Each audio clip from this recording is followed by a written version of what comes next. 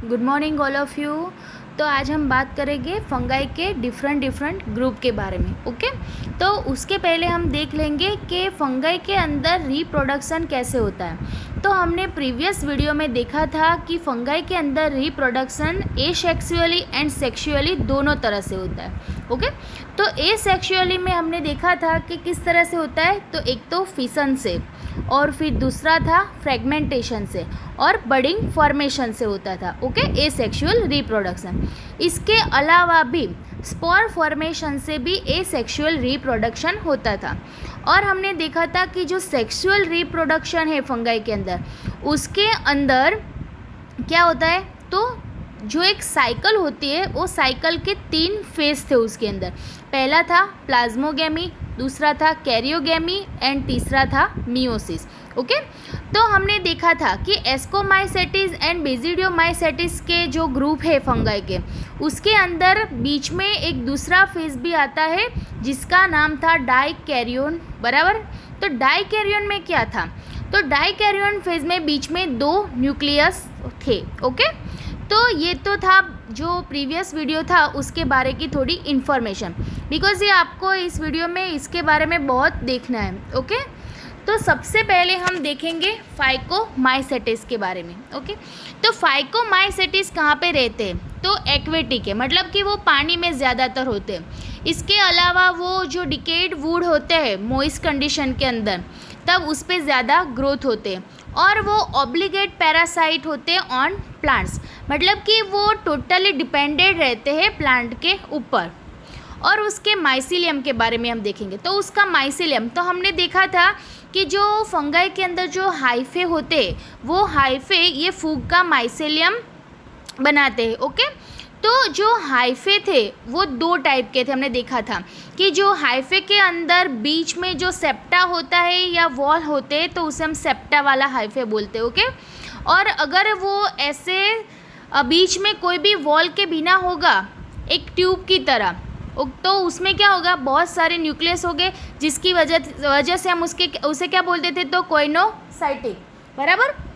तो इसका माइसिलियम कैसा है फाइकोमाइसेटिस के अंदर, तो एसेप्टेड और कोइनोसाइटिक, मतलब कि इसके बीच में कोई भी सेप्टा प्रेजेंट नहीं है। इसके हाइफे जो होते हैं उसके अंदर कोई भी मतलब बीच में सेप्टा प्रेजेंट नहीं है। ओके, तो अब उसके रिप्रोडक्शन पे आते हैं। तो रिप्रोडक्शन इसके अंदर एसेक्सुअली होता है। जूस्पोर्स और एप्लेनोस्पोर्स, मोटाइल हो और नॉन मोटाइल। ओके, तो जो स्पोरेंजियम होता है, मतलब कि जो फंगाई की फ्रूटिंग बॉडी जिसे हम बोलते हैं, उसके अंदर क्या होता है, स्पोर फॉर्म होते हैं। तो ये जो स्पोर फॉर्मेशन होते हैं वो एंडोजिनसली या एक्सोजिनसली होते हैं। एंडोजिनसली मतलब कि जो फ्रूटिंग बॉडी है उसके अंदर स्पोर फॉर्म हुए तो उसे हम बोलेंगे एंडोजिनसली, और अगर उसके ऊपर उसकी बाहर फॉर्म हुए ये स्पोर्स तो हम उसे बोलेंगे एक्सोजिनसली।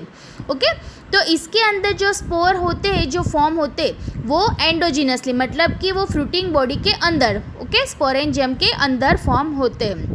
तो किस तरह से, तो 2 गैमेट्स होते हैं, आइदर सिमिलर हो या डिसिमिलर हो, वो दोनों फ्यूज़ होके फिर जाइगोट बनाता है, और फिर उसमें से स्पर्म जो स्पोर होते हैं वो जर्मिनेट होके फिर नई फंगाई बनाते हैं। ओके, तो इसके एग्जाम्पल है Mucor, Rhizopus and Albugo. Okay, जो मस्टर्ड सीड्स में वो डिसीज़ करता है अल्ब्यूगो, वो वाला। ओके, तो ये यहाँ पे फिगर है, देखो यहाँ पे ये जो फंगाई है उसकी फ्रूटिंग बॉडी है और उसके अंदर स्पोर फॉर्मेशन होता है, और फिर ये जो स्पोर्स होते वो आइदर विंड या फिर वाटर या किसी भी तरह से वो वहाँ से आगे फिर सॉइल में जाते, या फिर किसी जो डिकेड ऑब्जेक्ट होता है उस पे जाता है, और फिर उसमें से फिर नई फंगाई डेवलप होती है। ओके, तो अब हम आगे देखेंगे एस्कोमाइसेटिस के बारे में। तो एस्कोमाइसेटिस ज़्यादातर मल्टी सेल्यूलर होते हैं, जैसे कि पेनिसिलियम है, और कोई जो ग्रुप मतलब कोई जो फंगाई होती है वो यूनिसेल्यूलर भी दिखाई देती है, जैसे कि ईस्ट उसका एग्जाम्पल है। ओके, तो इसे हम सेक फंगाई भी कहते हैं, क्योंकि इसके अंदर ऐसे बैग जैसी एक फॉर्मेशन होती है, जो हम आगे अभी देखेंगे। तो इसका न्यूट्रिशन क्या है, तो सेप्रोफाइटिक या फिर डीकम्पोजर्स, या फिर पैरासाइटिक, या फिर coprophilous, growing on dung. Okay, जो डंग के ऊपर ग्रो होती है उसे हम बोलेंगे कॉप्रोफिलस। ओके, और डीकम्पोजर तो वो तो हमें पता ही है कि वो क्या करता है, जो कॉम्प्लेक्स सब्सटेंस होता है उसे तोड़ के फिर उसे सिंपल में कन्वर्ट करता है। ओके, और इसका माइसेलियम मतलब इसका जो बॉडी है वो किस तरह से होता है, तो इसमें क्या होता है, ब्रांच एंड सेप्टेट।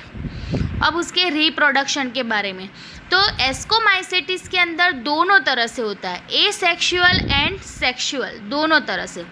तो एसेक्सुअल में देखो यहाँ पे आपको ध्यान रखना है कि एसेक्सुअल में जो स्पोर फॉर्मेशन होता है वो एक्सोजीनसली मतलब कि वो बाहर होते हैं, और यहाँ पे जो सेक्सुअली होगा रिप्रोडक्शन उसके अंदर जो फॉर्म होंगे स्पोर्स वो एंडोजीनसली, मतलब कि वो जैसे सैक जैसी वो जो फ्रूटिंग बॉडी होती है उसके अंदर वो डेवलप होंगे।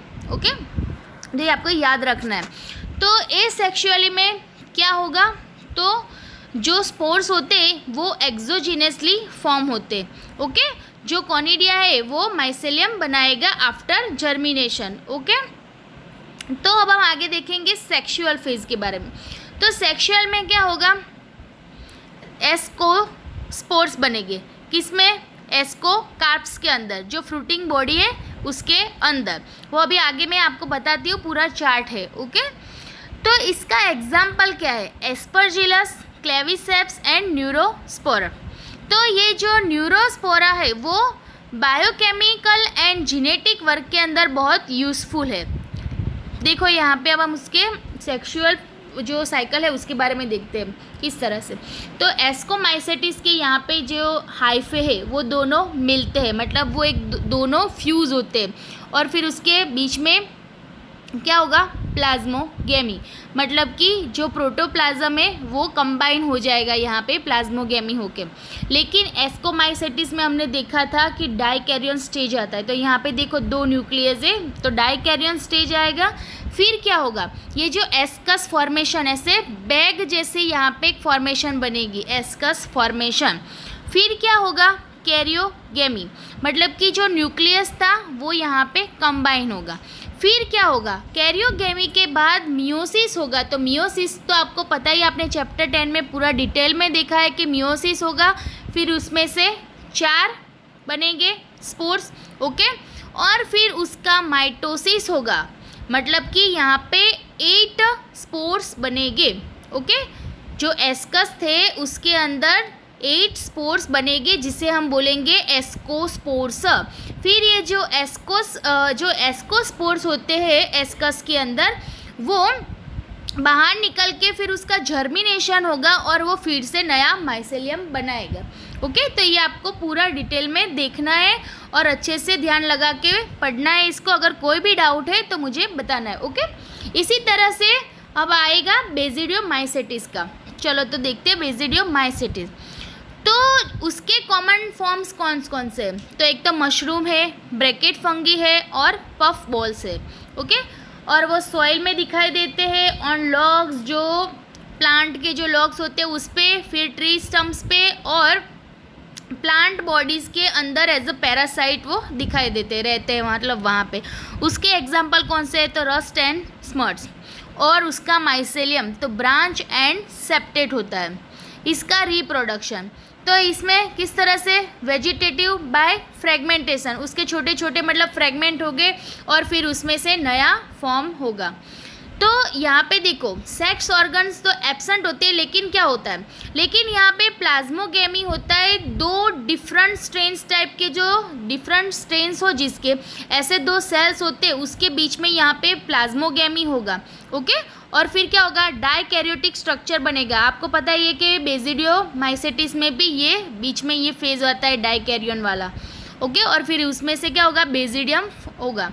देखो यहाँ पे इस तरह से आगे फिर बेसिडियम बनेगा।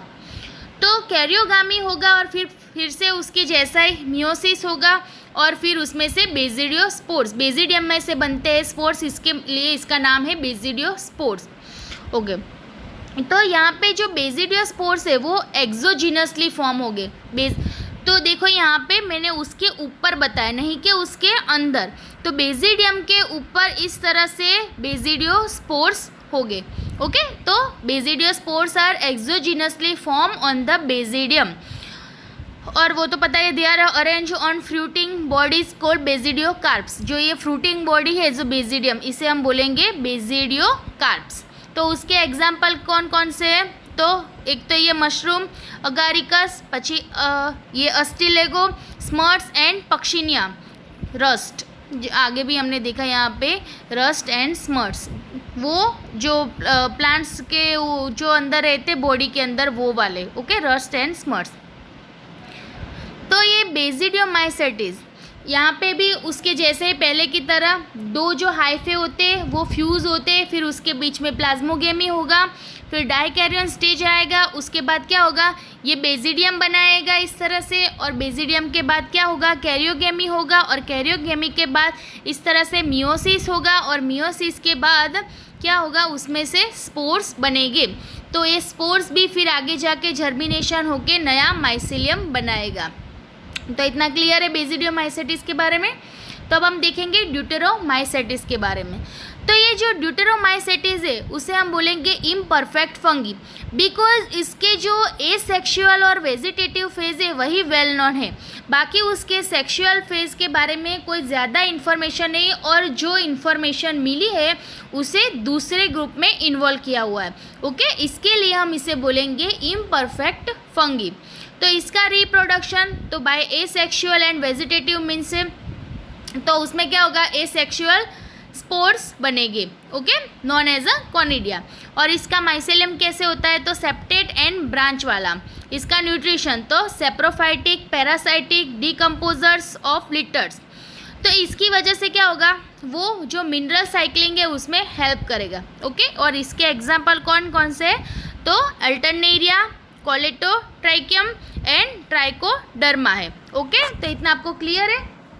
Bye friends, take care.